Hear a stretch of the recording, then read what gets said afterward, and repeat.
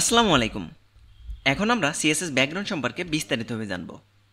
Professional web ডেভেলপমেন্টের ক্ষেত্রে ব্যাকগ্রাউন্ডের গুরুত্ব অপরিসীম, কারণ ব্যাকগ্রাউন্ড একটি ওয়েবসাইটকে আরও বেশি প্রফেশনাল করে তোলে। ওয়েব ডিজাইন এবং ডেভেলপমেন্টের ক্ষেত্রে সাধারণত 3 ধরনের ব্যাকগ্রাউন্ড ব্যবহার করা হয়: background colour, background gradient colour এবং ব্যাকগ্রাউন্ড ইমেজ। আমরা এই 3 ধরনের ব্যাকগ্রাউন্ড সম্পর্কেই বিস্তারিতভাবে জানব, কিন্তু এই মুহূর্তে আমরা শুধুমাত্র ব্যাকগ্রাউন্ড কালার সম্পর্কে বিস্তারিতভাবে জানব। তো কথা না বাড়িয়ে চলুন শুরু করা যাক।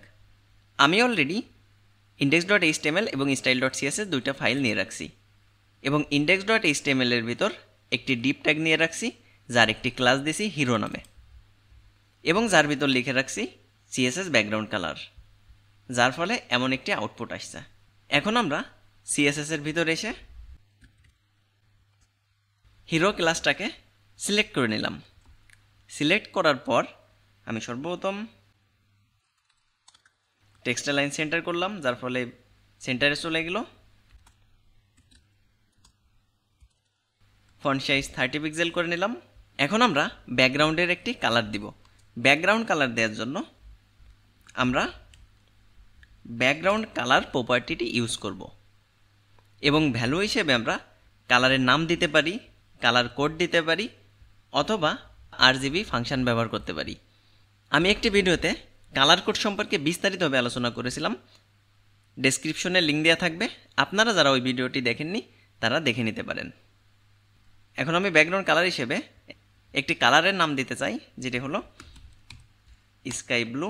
এখন যদি সেভ করি তাহলে এই যে দেখুন, এই ডিবের একটি ব্যাকগ্রাউন্ড হয়ে গেছে, একটি সলিড কালারের ব্যাকগ্রাউন্ড হয়ে গেছে। চলুন তো এখন একটি হাইট দিয়ে দিই। আমি 300 পিক্সেল হাইট দিলাম, যার ফলে দেখুন এইখানে একটি সলিড ব্যাকগ্রাউন্ড কালারের ব্যাকগ্রাউন্ড হয়ে গেছে। এখন যদি আপনারা একটি বিষয় লক্ষ্য করেন তাহলে দেখতে পাবেন এই ব্যাকগ্রাউন্ডটা ব্রাউজারের পুরো জায়গাটা দখল করতে পারেনি। দেখুন এই চারিপাশে কিন্তু একটি মার্জিন আছে। আপনারা কি জানেন কেন এই মার্জিনটা দেখাচ্ছে?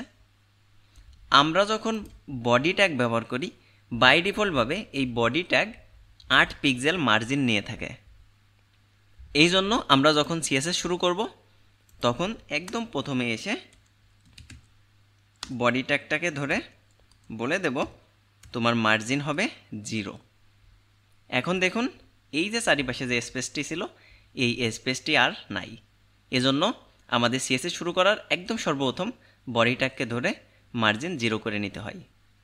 এখন আমরা যদি চাই তাহলে কিন্তু ব্যাকগ্রাউন্ড কালারের পরিবর্তে শুধুমাত্র ব্যাকগ্রাউন্ড এই প্রপার্টিটি ব্যবহার করলেও কিন্তু ব্যাকগ্রাউন্ড দেখাতো। যেমন আমি যদি এখানে কালারের নামটা পরিবর্তন করে দিই তাহলে দেখুন আলাদা কালার চলে আসছে। আমরা চাইলে ব্যাকগ্রাউন্ড অথবা ব্যাকগ্রাউন্ড কালার দুইটার যে কোনো একটি ব্যবহার করতে পারি। এখন নিশ্চয় আপনার মাথায় প্রশ্ন আসছে, আমি কোনটি ব্যবহার করব, ব্যাকগ্রাউন্ড না ব্যাকগ্রাউন্ড কালার?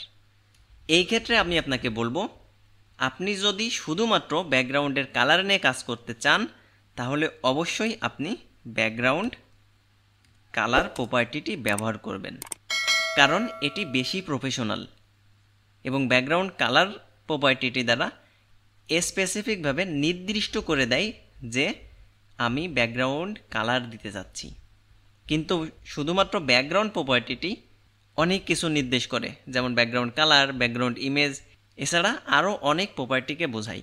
সুতরাং আমাদের সবসময় প্রতিটা প্রপার্টি নির্দিষ্ট করে দেওয়া উচিত। সুতরাং আপনাদের উচিত যখন শুধুমাত্র কালার করতে চান তখন ব্যাকগ্রাউন্ড কালার এই প্রপার্টিটি ব্যবহার করা। তো আশা করি আপনারা বুঝতে পারছেন। পরবর্তী ভিডিওতে আমি লিনিয়ার গ্রেডিয়েন্ট সম্পর্কে বিস্তারিতভাবে আলোচনা করব, অর্থাৎ এই ব্যাকগ্রাউন্ডটা একের অধিক কালার কি করে একসাথে ব্যবহার করতে পারি সেই সম্পর্কে বিস্তারিতভাবে আলোচনা করব। তো সেই পর্যন্ত সবাই ভালো থাকবেন। আল্লাহ হাফেজ।